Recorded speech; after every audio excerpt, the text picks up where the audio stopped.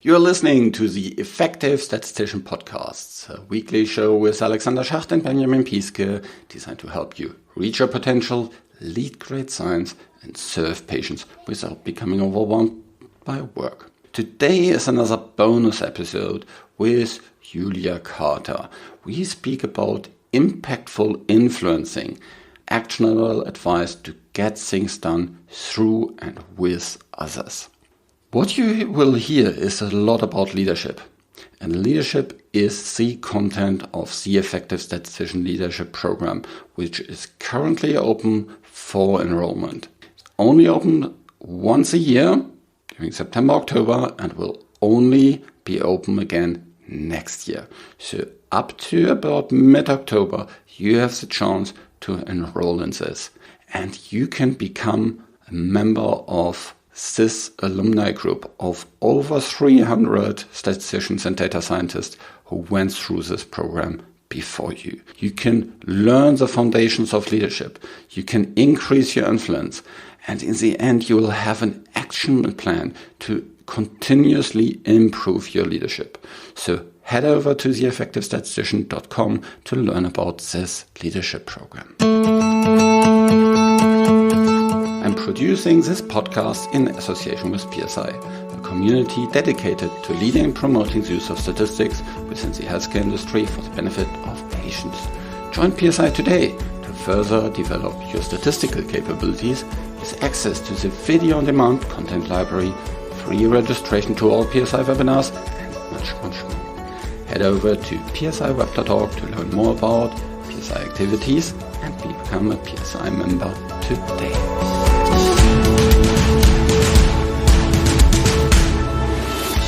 Welcome to another episode of The Effective Statistician. I'm here as usual with my co-host Benjamin. Hi Benjamin. Hello Alexander.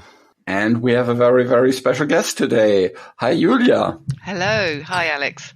Nice to talk to you today. So today we'll talk about impactful influencing. And that is one of the key expertise topics of Julia. Julia, maybe you can first introduce a little bit about what you're doing, a little bit about your career, and actually maybe a little bit about how we got in touch. Okay, thank you. Well, thank you for inviting me along to be interviewed today, Alex. It's a real pleasure to be here. Yes, so my name's Julia Carter, and I am the founding director of Zestfor. At Zestfor, we work with leaders and teams, specifically leaders and teams of technical groups.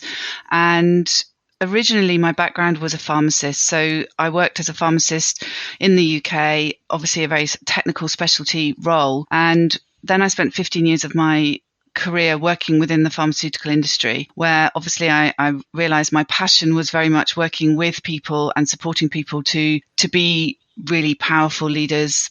So that's my passion. And Zestfor specializes very much in supporting technical experts to be strong leaders, strong influencers, basically to be more effective within the roles that they do.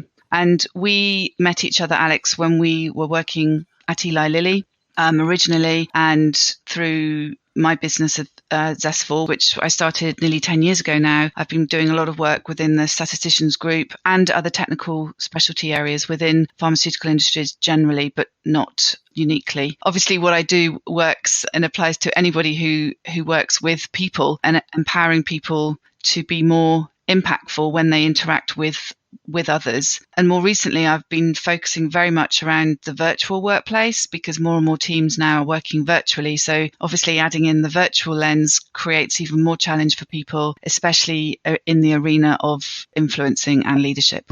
So I hope that gives you enough information for now. Yeah, very good. The different trainings that I got via your team, especially you, are really, really helpful. So why do you think statisticians or, technical people maybe in general need to be more influential? So when you get hired for these trainings, what are the kind of thought points of the different customers, why they want these trainings? Well, specifically around influencing, I think the biggest challenge that anybody working in a sort of technical specialty, and statisticians I would definitely class as that. I think generally speaking, there's often whilst the technical expertise is so strong, the ability to actually then get heard, be noticed, speak up can become very challenging, in particular for certain personality types. And my experience is often these people who are brilliant technically, not always, but often can be more on the introverted scale. So their natural tendency to speak up, speak out, challenge, maybe even they might perceive as creating conflict, prevents them from actually being able to really exhibit their expertise and be heard. So I think it's crucial that statisticians and other technical experts are able to express, discuss, speak up, but there's many reasons why that doesn't happen.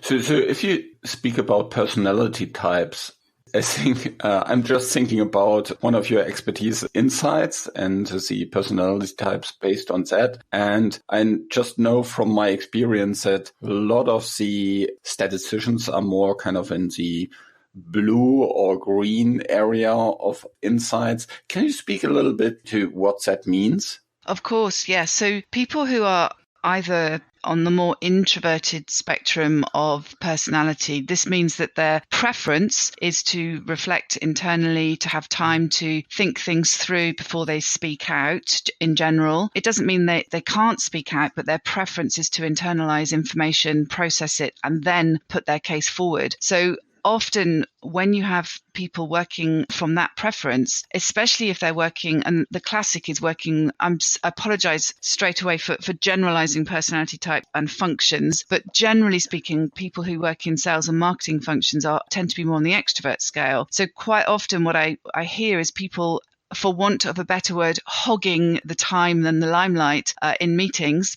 And you can imagine this is even harder in virtual setting, that people who are more on the introverted scale don't have the opportunity to speak out so much, or they don't put themselves forward. And I think what I often see is, especially in technical areas, they're being given new information in the moment and then being expected to give an opinion on that information. And that is really hard for people who are more internal in the way they work, because they need time to analyze, to consider. And because of the way these types are, they won't speak out if they haven't had time to fully process the information. And when I ask why, it's around not wanting to be wrong and not wanting to give information that hasn't been logically and carefully thought through. So it's an interesting challenge, and one where I feel that statisticians end up not being able to be heard at the table because of this fear of not maybe speaking up the correct answer because they haven't had the time to do that reflection with the new information they've just been given. Does that make sense?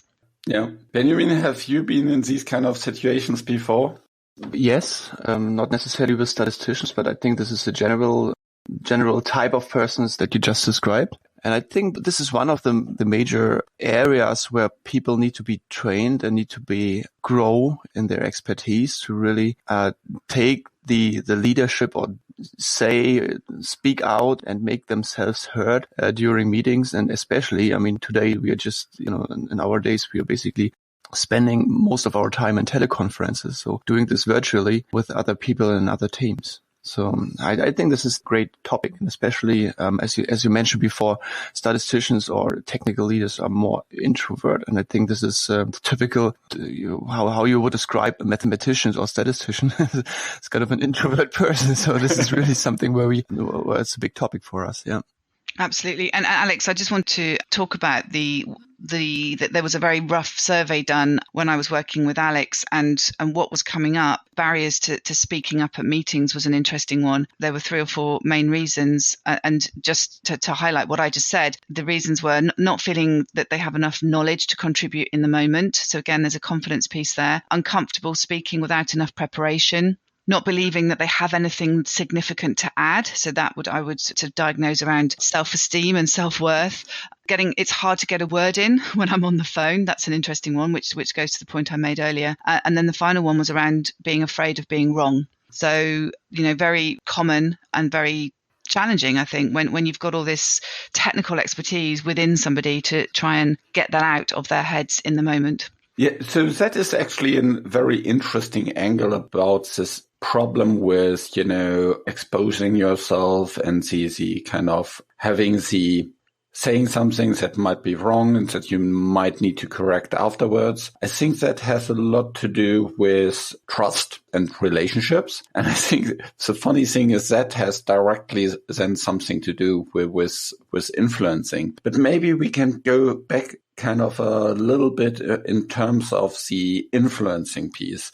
So influencing is maybe kind of a weird word because some people might connect it with manipulating people.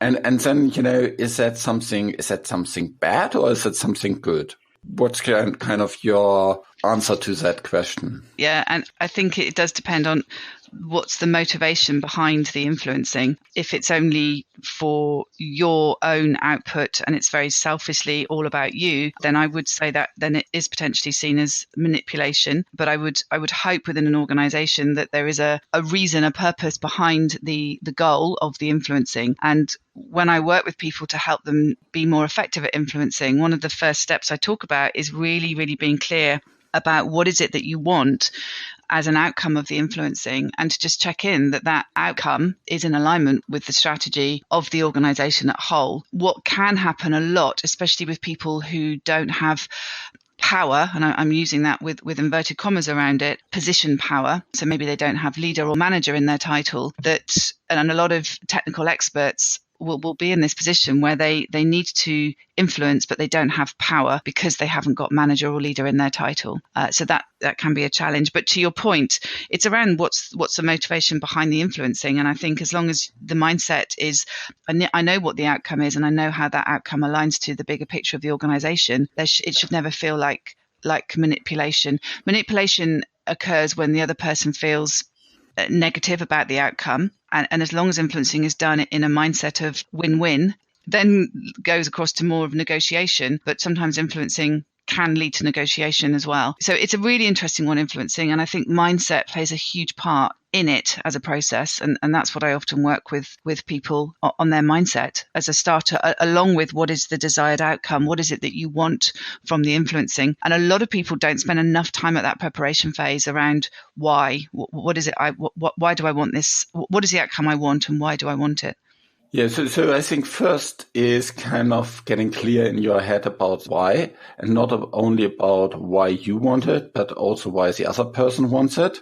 And I think there's where the negotiation and the getting clear about things and that also actually leads to relationship building. If you create win-win situations and everybody can kind of see how we benefit from moving forward in a certain direction. So for example, you want to change the design of a study and showing how that will overall impact the complete team, how it will overall help the complete strategy, and how you can by then, get things done better for the company. Maybe like a more general point. I mean, as I said, if you try to convince people, or maybe one step back is when you mentioned that there's we are talking also about not the powerful people, the ones with the leader or with the director and the title.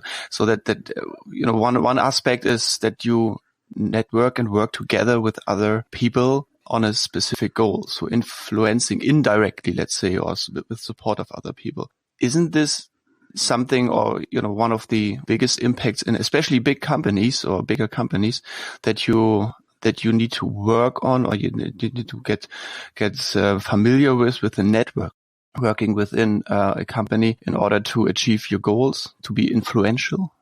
Absolutely. And if you are an unknown and people only know you maybe by a name, then your power of influencing is going to be hugely disabled. Having I talk about influencing power in my impactful influencing program, and personal relationship power is one of the list of different powers that are available to people, and one that I think is so easy to develop. It does take time, obviously, but really getting to know the people who are in your network, who you're going to need to be influencing as part of your role, building that personal relationship is absolutely critical. And I think people don't do enough of it, especially in the virtual space. and really getting yourself known. I mean, even down to having a photograph of yourself on every possible touch point where people, when they look you up, they at least know what you look like. And Alex will know that I go on and on and on about turning on cameras when people communicate with each other so that relationships can be built. I mean, there's many other ways, but that whole personal relationship piece plays a huge part in having power and enabling yourself to feel more, to have more impact. When it's obvious really when we talk about it, but that's so strongly linked to trust, because if we don't have relationship with individuals, if we don't feel we know the individual, we're not going to trust them. So trust plays a huge part in influencing, as to Alex's point earlier. So it's a fascinating topic. And I think power, some people challenge me on that word, but for want of a better word, actually thinking about what power do I have here in this influencing relationship? And we all have access to different types of power. There's sometimes it is position power, sometimes it's not. What certainly statisticians have power, and again, Alex knows I bring this up a lot, is expert power. As statisticians, unless you are a statistician, no one is going to challenge your expertise. So if you're influencing from a statistical perspective, that's a huge bonus or power that you need to be pulling on. There's many different forms of power. Information power is something, again, that I think statisticians maybe don't appreciate the information you have that others do not. That gives you power. So there's many different ways. And I always ask people to sit down and think, in each situation where you need to influence, which powers do you have available to you and which ones are you going to use in that instance? And if that one hasn't worked, can you pull on another one? And relationship power is the one that really there's no excuse to not have, because we can all spend time building relationships. It's just whether or not the motivation to do that is there. And actually, I think the relationship power is probably the most influential power of all. It's more influential than role power. And I think it's also more influential than expertise power. But on the other hand, to play with the network and play with the relationship power, you need to be influential. So it's kind of a circle where you say, on the one side, you need the expertise to build the expertise. No, I think it's actually you influence through these powers, I would say. So just as a little bit of a story to explain the point about trust and relationship and expertise power. So I recently had a very, very interesting story. So we had a virtual meeting, and it was some kind of governance meeting where new projects were discussed. And someone in Indianapolis that kind of was the chair of the meeting, and someone else from one of the affiliates was proposing his project. And the leader in Indianapolis more or less directly said, "No, I don't know you, so I don't trust you, so you can't go ahead." And that was really kind of the story. And it had nothing to do with the expertise of this person. So he was in his position for 15 years within the affiliate. He had all the expertise power, but he had no power to get his project started because he didn't spend any time in building the relationship up front. And I think this is, and he also didn't kind of turn on his camera or anything like this and kind of introduced himself or something like this to build a little bit of a relationship in the meeting. So couldn't pull on any powers, and so completely failed. And only, when I interfered and, said, okay, I've looked into this project and all makes sense. And I had a very good relationship with that leader. She said, "Oh yeah, if you think that's good, I trust you that you looked into it and then you can go ahead." And it was, it was purely about trust and this relationship power. Yeah, I don't know you, so therefore why should I trust you? Yeah, it's an interesting topic, and there's a great trust equation that David Meister and Charles Green have got a book called The Trusted Advisor, and within that there is a trust equation, and I always smile when I share this with scientists, because to be able to put an equation around something as ethereal as trust, how do you measure trust? And the trust equation states that the level of trustworthiness, so my level of trustworthiness equals my credibility in your eyes, plus my reliability, plus the strength of the equation states intimacy. And what that means is how safe or secure does the other person feel that I will do it, and how well do you really know me? So that's credibility plus reliability plus intimacy divided by self-orientation. And that's the piece that people sometimes get wrong. If it's all about me, every single time we interact, if it's all because I want something, I am diluting the level of trustworthiness that you have towards me. Does that make sense? Yeah, that's actually a very, very interesting equation. Maybe we can go a little bit through the different components and speak to each of these. So what you can actually do to improve these things. So maybe let's go kind of backwards. So what can you do to kind of reduce the denominator there? So to make sure you're not perceived as self-oriented, or maybe start with not being self-oriented. Absolutely. So that's around really stepping into the shoes of the other person and hopefully being able to see what's in it for them as a result of the influencing. And this is something that I will call empathy. This is the one thing that a lot of people who attend my training program come away with and just and say one of the biggest learnings I've taken is the importance of empathy, i.e. stepping into the shoes of the other person, the person I'm trying to influence, and really thinking about what is their perspective on this situation. Because by doing that, I can prepare, I plan, I can come up with all of the possible challenges that they may have because they are them, and really seeing it from their perspective. So spending time doing that preparation and asking the questions of what might be their attitude around this situation at the moment, and coming from that place really does stop it all being about me and getting my outcome. The other piece I think is also, as I said earlier, around really connecting with the goals of the organization, because sometimes people can get very focused on their own functional goals and not looking at the bigger picture. So I think being more strategic in the reasoning why. And interestingly, sometimes that when you actually spend time doing that in your preparation, sometimes you get to the point of thinking, actually, I shouldn't even be trying to influence here because this isn't the right thing to be doing. I've been too narrow-minded in my approach here. So that can kick up some interesting outcomes. But yeah, it's around really thinking about why, the benefits for the organization, the team, the bigger picture, and not just about for me. Yeah, so I think this starting with why as well. There's, how's the guy, Simon Sinek? That talks always about it. And I think if you go into a conversation and start with explaining why you are doing this and why it's helpful for everybody, that's very good. But I think there's also the active listening part in it to really understand what the other person's view is and take time to learn about that. Absolutely. To really focus on their needs, to really focus on their concerns, rather than just making it all about what you want to get out of it. The other keywords that you just mentioned were the intimacy. So what you described as intimacy? Why would you think, or is this so important, and how is this being built in a company or within colleagues? Yeah, and when people see the word intimacy, obviously people go, that's an interesting word. What this relates to is how safe, how secure does the person feel about entrusting sensitive information, for example, with them. So I need to trust that information is going to be kept safe. It's how much do I trust you? If I tell you something, do I know that that's going to stay with you?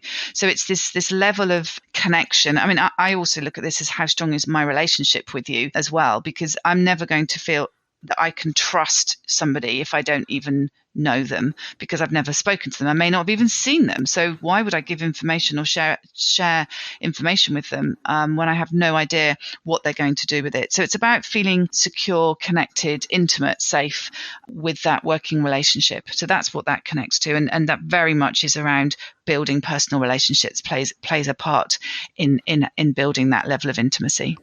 Yeah, I think there is really kind of being interested in the other person and learning about the other person, their kind of pain points, what are their hobbies. It's really funny, but just speaking about the last football game with some people helps a long way to build these kind of relationships. Sometimes it's... Sometimes, Alex, not for everybody. especially not about Bavarian Munich. But yeah, something, and this is I had an interesting conversation with someone the other day who, when I talk about building relationships, and let's just put the virtual lens on now. If I'm working with somebody who is a totally different background, area of expertise, sitting in a different country with a different language, we don't turn the camera on. They have no idea what I look like, because if they Google me, I'm anonymous, that I don't even exist. I'm never going to feel that I trust that person. So I do spend quite a lot of time talking about personal brand. You know, if somebody was to Google me, and I know it does, this gets tricky sometimes within organizations, especially where people do want to remain more anonymous for personal safety reasons. But generally speaking, most people now are Googleable, if there's such a word. I think I might just have made up a word. But, you know, if you Google Julia Carter, Zestfor, you will see photos of me. You will see my brand. You will get a feeling of who I am and what I do. And in today's world, that's really important. And even within organizations, I come across people who don't even have their photograph on their personal profile. So how am I ever going to know you or get to know you? You know, sometimes I don't even know what sex the person is, because I can't work it out from their name. So these things are something, if we want to be influential, we really do need to focus on how, when people reach out to touch me, what's the experience they have? And that's around personal brand, really important, and something that, especially within corporates, people I think don't spend enough time thinking about at a personal level. They think about the corporate brand. They think about maybe a product brand. They don't think about their own individual brand. And it's really, really plays a key part in everything we're talking about under the heading of influencing, but specifically under this heading of intimacy, also credibility as well, which we'll come to in a second. Yeah. Do you sense the passion there? Yeah, absolutely. Yeah, completely. So let's talk shortly about credibility. Yeah. So credibility is really about how credible are we on the subject that we're talking about or the role that we're playing. In other words, do we really know what we're talking about? Now, this is an interesting one, especially for people who are more junior, because I often have people say, oh, well, I'm new to this and therefore I'm not as experienced and therefore not as credible as Alex, who's been in this for X number of years. And again, this is where mindset plays a huge part in influencing. So just to put that as an aside, because I know we don't have time to go into mindset as well, being credible, showing up credibly, every experience that people have with you they need to be walking away feeling you have been credible in that interaction. So what I would always say to more junior members of teams is, no one is going to expect you to be the expert because you have only been in the organization for 6 months or in your technical area of expertise for a few months. So to be relaxed and to stop comparing to people who are going to have more credibility because they are more experienced. And I do find people hold themselves back with their own mindset, telling them that they don't know enough or they're not as good as, and really working on that sort of self-confidence piece is also important. But it's around creating positive experiences that when people touch you, and I'm talking email, telephone calls, any interaction where you are touched by an individual, to make sure it feels credible for that other person without being inauthentic. And that's something just to watch out. Sometimes I find people trying too hard and then that doesn't feel authentic, which can also impact credibility. Yeah, but I think it's really kind of making promises and keeping to these promises is already the first step. And that is irrespective of how senior you are. Yeah, and actually, Alex, if you don't mind me interrupting, I would say that falls under the reliability. So we have credibility and reliability. Okay. So I totally agree. It hangs under the heading of credibility, but specifically it's the reliability part of the equation. So let me give an example, especially again in virtual. If you say you're going to send something through by the end of play, by the end of the day on Thursday, and that's not going to happen, to be proactive at telling people that due to conflicting deadlines, unfortunately, this deadline won't be met, but that you will be sending it by lunchtime on Friday, for example. It's being proactive at being reliable. And if you can't stick to your word to put your hand up and again be authentic about it, that's just an example.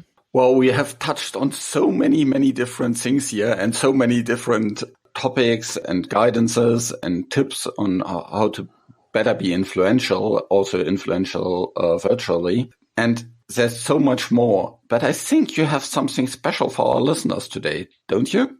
I do. So we have pulled together a document called Impactful Influencing, which is a selection of articles that Zestfor has created, and it discusses quite a few of the topics we've talked about today, amongst other things. So yes, that's I think what people will find a very interesting read. Yeah, so you can find that on our homepage, theeffectivestatistician.com, and just go to the show notes of this episode with Julia Carter, and then you'll get this ebook there. In terms of you, Julia, where people can find you and your company? My company is zestfor.com. That's zestfor.com. So you can contact me through that, and also on LinkedIn. If you search Julia Carter and Zestfor, I'm very happy to connect to anybody who would like to. We regularly post our articles within LinkedIn, and we get some very positive feedback that they're very useful to people. So if you want to follow Zestfor on LinkedIn, please feel free to do so. Okay. Thanks a lot, Julia. It was really great talking to you today. Thanks a lot for following our invite and having this chat. It was very helpful. Well, I think we're off for today, and you can listen to us next week with the next episode. And for today, we say bye. Bye. Bye-bye. So I hope you really enjoyed this bonus episode with Julia Carter, which I recorded a couple of years ago. I think it's still really, really relevant for you, and that's why I put it here as a bonus episode. If you want to learn more about leadership skills, head over to theeffectivestatistician.com and check out our leadership program. It's there to really boost your career, to have more fun at work, to have more impact at work, and actually have more satisfaction at work. Because all that comes with bigger influence and better leadership capabilities. This show was created in association with PSI. Thanks to Rain and her team at VVS who help with the show and background, and thank you for listening. Reach your potential, lead great science, and serve patients. Just be an effective statistician.